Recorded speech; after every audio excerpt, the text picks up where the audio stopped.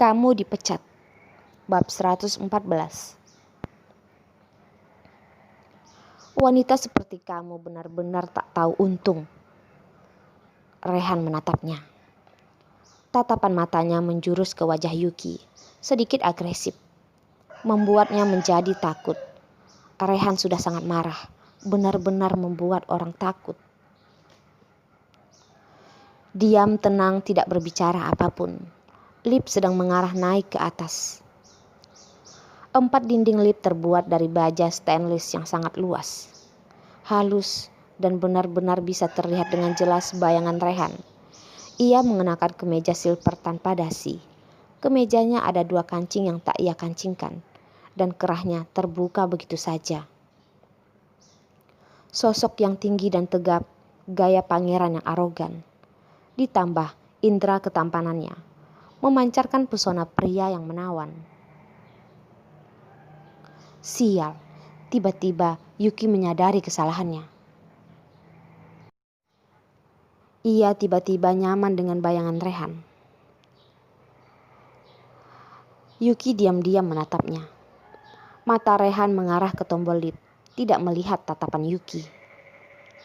Yuki menghela napasnya, sedikit tidak natural dia berkata, "Tuan Presdir, kau tidak perlu mengantarkanku. Aku bisa ke sana sendiri." Yuki merasa dirinya berkata dengan cukup lembut, tetapi Rehan tidak menghiraukannya dan langsung berkata, "Diam." Yuki menggigit bibirnya, tak berani lagi berbicara. Dia tak ingin dimarahi Rehan lagi. Hatinya tidak tenang. Apakah Rehan benar-benar perhatian kepadanya? Tetapi kenapa perhatiannya membuat orang menjadi tidak nyaman? Tidak punya kesempatan diperhatikan dengan begitu hangat, malahan perhatian ini sangat aneh. Perhatian kepada orang tapi begitu egois. Hati Yuki mulai menggeleng-gelengkan. Rehan sebenarnya adalah pria yang sangat sombong. Dalam hati Yuki sambil menggeleng-geleng, sambil menghela napas, menandai Rehan dengan label orang sombong. Mungkin ekspresinya sangat jelas sampai Rehan menghadapnya. "Yuki, kamu berbisik apa?" "Hah? Tidak ada." Yuki tidak mungkin mengakui hatinya yang sedang marah kepada Rehan. "Beneran tidak ada." Rehan pelan-pelan memergokinya. Menatapnya, suaranya berubah menjadi pelan dan lembut, membuat Yuki seketika terkesima. Yuki membuang mukanya dan menganggukkan kepalanya, yang berarti dia mengiyakan. Rehan tiba-tiba menjulurkan tangannya dan menepis kepalanya.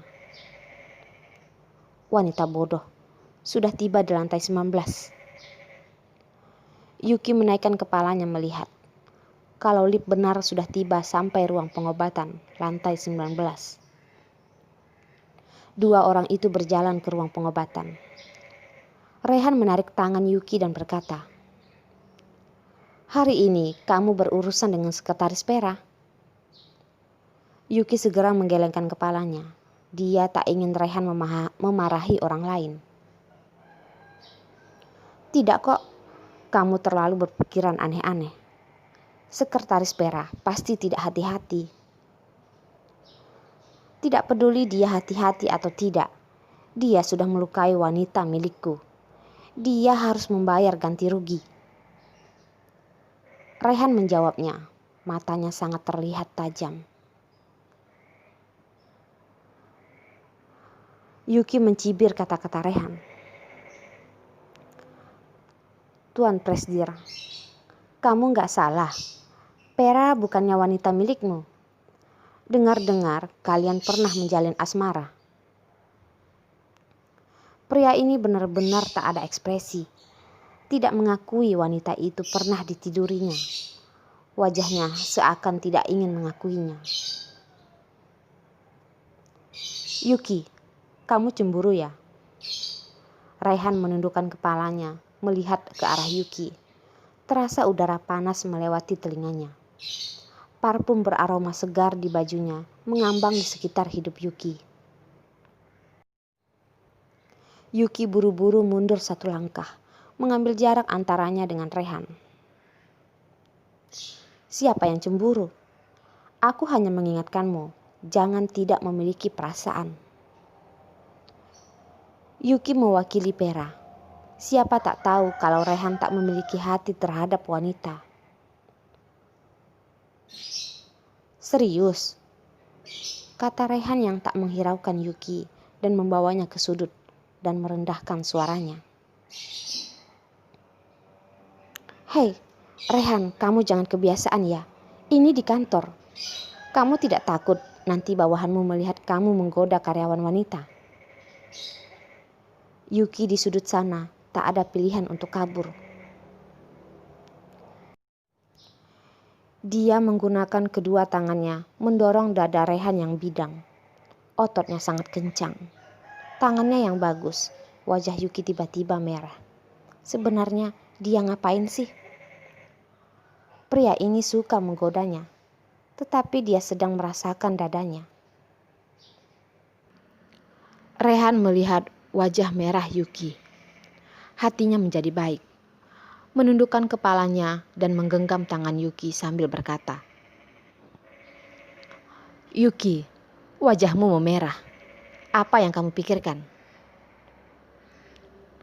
Yuki hampir marah. Pria ini benar-benar membuat orang tak bisa berkata-kata. Hanya dia yang setiap hari memikirkan barang-barang yang diinginkan anak-anak. Kamu benar-benar membosankan. Berkata ini, lalu berlari meninggalkan Rehan ke ruang pengobatan. Melihat Pak Presdir tiba, beberapa dokter di ruang pengobatan berdiri dan menyambutnya. Tuan Presdir. Rehan menganggukkan kepalanya, membawa Yuki duduk di sofa sebelah, mengangkat lengan Yuki yang terluka. Tangannya melepuh. Cepat bantu dia. Beberapa dokter itu saling menatap, melihat Yuki dengan penuh perasaan. Rehan adalah orang yang berdarah dingin. Di grup Realtek ia terkenal sebagai presdir dari Gunung Es. Sangat jarang melihatnya begitu perhatian dan hangat. Beberapa pasang mata melirik-lirik Yuki. Wanita biasa saja. Cantik sih cantik, tapi bukan wanita yang bagaimana amat. Apakah presdir sekarang ini sudah berganti kualitas? Dulu bukannya hanya suka gadis-gadis yang hot. Mungkin ia sudah mencobanya terlalu banyak. Mungkin saja tuan presdirnya ingin mencoba rasa yang lain. Bubur ini rasanya tak akan lama. Semua mata di dalam hatinya melihat Yuki seperti akan dijatuhi hukuman. Fix ia tak akan sampai seminggu. Ngapain lihat-lihat? Ayo cepat sembuhkan lukanya. Rehan berkata. Dokter-dokter itu kaget dan buru-buru memberi Yuki obat. Ketika salep itu dioleskan pada lengannya, Yuki merasa kesakitan sampai mengerutkan alisnya. Sudah, sebentar saja akan baikan kok. Rehan menunduk melihat Yuki menggunakan gaya bicara anak kecil berbicara kepadanya. Para dokter benar-benar terkejut. Pak Presdir juga bisa selembut ini. Kelembutan Pak Presdir bisa menyembuhkan luka. Tatapan perawat yang jomblo itu menatapnya romantik. Pria ini begitu sempurna. Penampilannya saja yang terlihat sombong, tetapi menghadapi wanita justru begitu lembut. Perawat wanita itu tak berhenti terpana menatap Rehan. Melihat tatapan para dokter di sekelilingnya, Yuki merasa sekujur tubuhnya tak bebas. Dia mencoba melepaskan tangannya dari Rehan dan mengerutkan alisnya menatap Rehan. Benar-benar menyebalkan. Dia baru hari pertama kerja, dia tak ingin orang-orang seperti makhluk aneh menatapnya. Ini semua karena Rehan.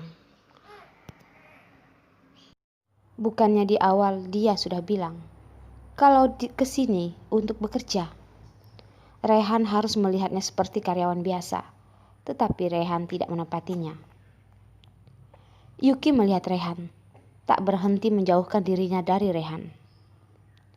Ketidaksukaan Yuki terhadap Rehan nampak begitu jelas. Dokter di sekelilingnya tak hanya terkejut, bola mata mereka seperti ingin jatuh. Wanita ini benar-benar berani, bahkan dia bisa tidak suka dengan Tuan Presdir.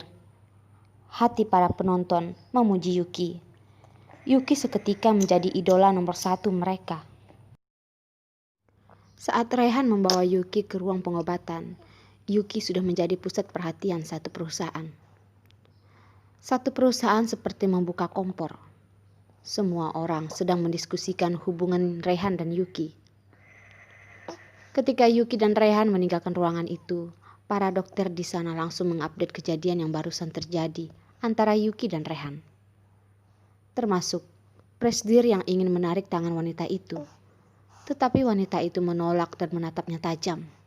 Termasuk suara lembut Presdir saat mengingatkan wanita itu kalau obat itu tidak sakit. Apa yang Rehan lakukan untuk memperhatikan Yuki sudah dilihat oleh ribuan mata. Yuki menjadi catatan sejarah sekretaris baru di kantor. Yuki di dalam penjagaannya Rehan pun kembali ke kantornya. Sudah beberapa kali Yuki memohon kepada Rehan. Tolonglah Rehan, jangan ikuti aku, boleh kan? Barusan sudah cukup banyak yang melihatku. Sekarang kamu mengantarku balik. Tidak kepikiran bagaimana orang-orang nanti melihatku. Rehan mengangkat keningnya. Yuki, jangan berpikir terlalu jauh. Aku hanya sekalian lewat. Aku kembali ke kantorku juga lewat jalan ini. Yuki menganggukkan kepalanya. Oh iya, kalau gitu aku turun tangga saja ya. Rehan menjulurkan tangannya dan menarik baju Yuki. Bersamaku, pakai lift. Yuki kembali dengan banyak mata yang memperhatikannya. Perutnya sudah seperti kosong. Yuki, kamu sudah kembali? Lenganmu bagaimana? Nindi melihat Yuki yang sudah kembali dan memperhatikannya. Oh, gak apa-apa kok. Habis diolesi salep, sudah lebih baik. Gak usah khawatir. Yuki tersenyum kepada Nindi. Pera melihat Rehan yang juga sudah kembali. Wajahnya tersirat senyum yang cerah. Juga berjalan di sebelah Yuki, berpura-pura perhatian kepadanya. Yuki, aku benar-benar minta maaf. Aku benar-benar tidak sengaja. Kamu gak apa-apa kan? Yuki menatap Rehan. Melihatnya sedang menatap serius lengannya dengan dalam. Dan tiba-tiba melihat Pera tanpa berkedip. Bukan karena wajahnya yang seperti boneka. Seperti tatapan bercahaya. Yuki menghela napasnya dan menjelaskan. Gak apa-apa, sudah tidak begitu sakit kok. Yuki, kamu terlalu baik. Aku benar-benar terharu. Pera berpura-pura. Kedua matanya tak melihat Yuki. Matanya mengarah ke arah Rehan. Mata Rehan yang tajam dan ekspresi wajahnya yang dingin seperti pangeran dingin yang tak terkalahkan. Sekujur tubuhnya seperti membawa aura dingin. Sekretaris Pera, kamu dipecat. Dengan ucapan dingin, tatapan tajam menatapnya. Tuan Presdir? Pera, setelah mendengar itu, sepasang matanya tak percaya kalau Rehan telah memecatnya. Dia tak tahu untung kalau Rehan pernah menjadi kekasihnya. Kenapa ia begitu saja memecatnya hanya karena seorang sekretaris sederhana seperti Yuki ini? Tuan Presdir, sekretaris Pera tidak sengaja. Kenapa kamu memecatnya? Memastikan Rehan, Yuki merasa juga tak seharusnya seperti ini.